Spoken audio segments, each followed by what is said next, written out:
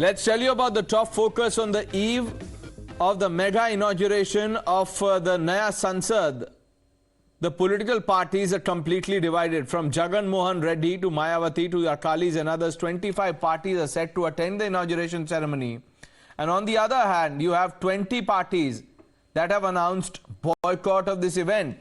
Congress's erstwhile ally JDS has also voiced a strong criticism against the Congress, calling it hypocritical for opposing Droupadi Murmu during the presidential polls, while now attacking the centre for allegedly insulting a Dalit president. I don't want to comment on any objection raised by the other political parties.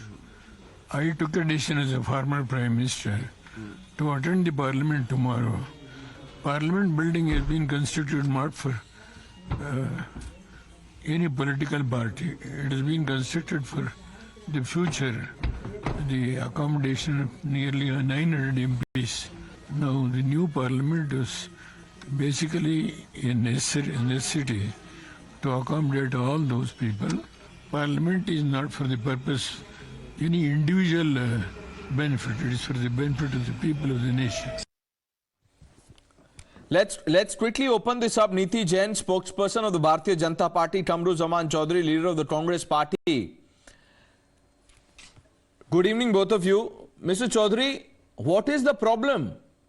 Why can't opposition leaders, at least of the 20 parties, including the Congress, get themselves to agree to this inauguration? Yeah, why can't the government agree to the simple opposition demand that the parliament belongs to the opposition as well as the government? And why is the government so adamant in not accepting the Article 79 of the Indian Constitution, wherein it is clearly written that the President, the Lok Sabha and the Rajya Sabha constitute the parliament? There are two parts to our opposition to this. One is the inauguration of the parliament by the Prime Minister of the country, completely bypassing the office of the President. Second part is that however symbolic you may project it, but there's a very bigger story beneath the entire episode of the Sengal.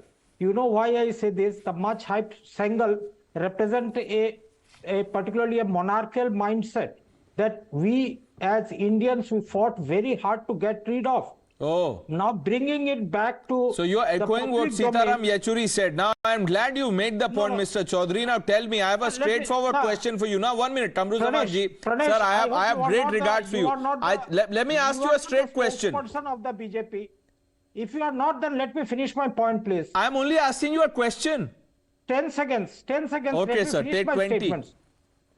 Okay, what I was saying that bringing the Sengal into the public domain is, you may say, a symbolism, but I say it is not a symbolism. It is a very much a consciously anointing Narendra Modi ji as the monarch of an undeclared Hindu Rashtra. That is how we perceive this. India is a secular country. We had debated and everything has been left behind before 1947. Now we need to go forward with a mindset to accommodate and be pluralistic in whatever our actions may be. But by passing Article 79 of the Constitution, we are sending out a very wrong message that the opposition need not be consulted in a democracy, and we will be doing. Now there are other opposition parties also in the country. YSRCP, you have the JDS. They are, they are also not NDA allies. They are attending. Even the Badals, I have no problem. But I don't want to get into all of that. No, 1 minute. Mr. Chaudhary, I heard you, sir. I answer a straight question. Do you think Jawaharlal Nehru was a monarch? That's why he never accepted the transfer of power. He accepted the Sengal. No, wait. You are twisting the facts of the history, sir. The transfer of power happened when the Union Jack was lowered and the tricolour was unfurled from the ramparts of the Rab Fort. That was the symbolism there.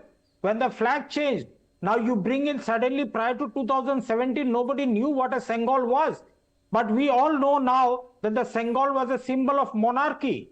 Now, do you want to say that the monarchy has returned to India? No, so Nehru was a monarch according to you. By this logic, Nehru was a monarch because he accepted the Sengal. Why did he take the Sengal? We have got a Prime Minister's museum. Why did Nehru take the Sengal, Mr. Chaudhary? Answer that. Why did he take the Sengal? Okay. If you want to listen here. Nehruji received thousands of articles as gift from different parts of the country, from different parts of the world, from various leaders, from religious leaders. They were all kept in the museum.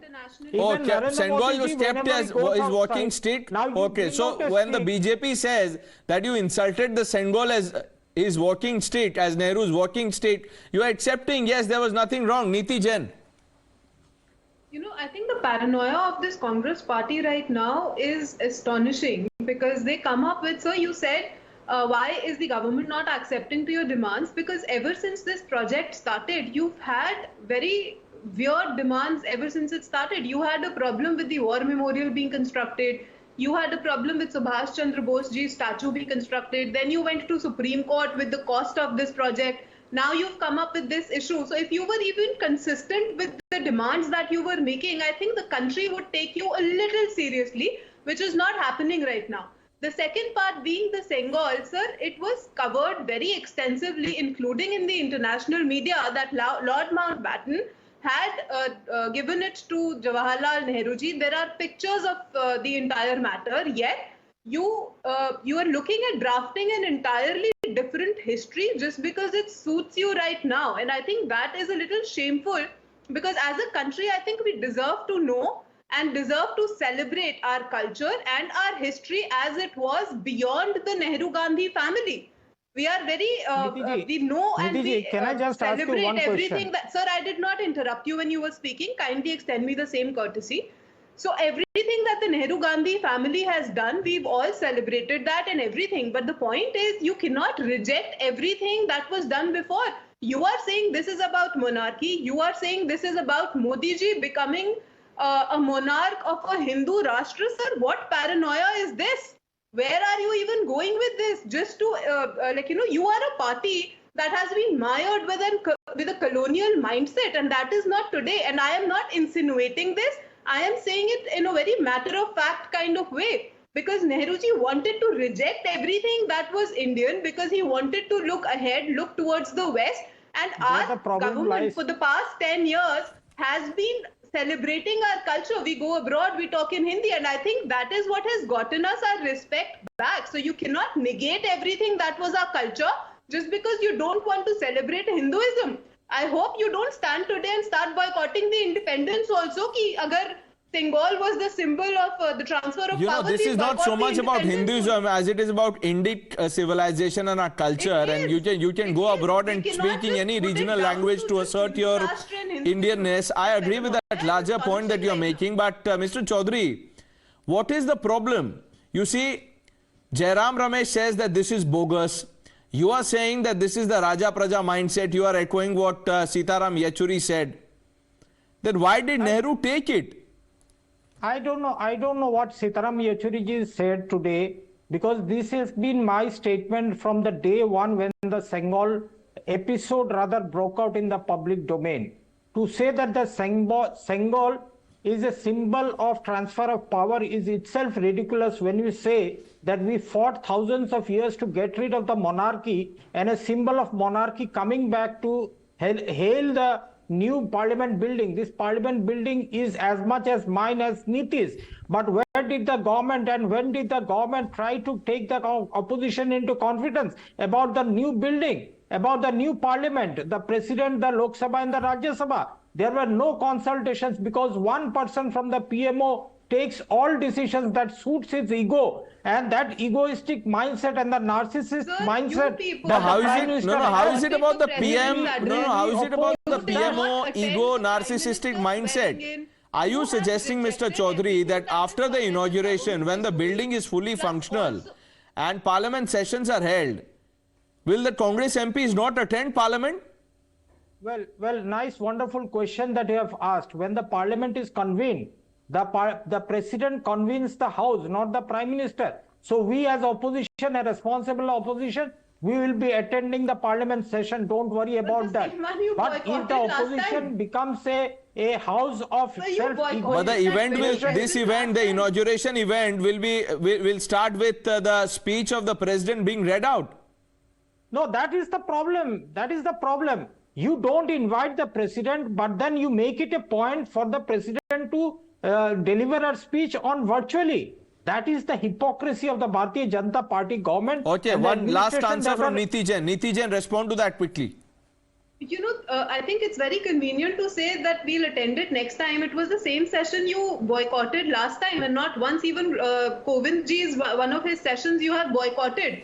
You have boycotted the president's candidature completely. So to come up with this, I think is simply hypocrisy. You people are looking for excuses.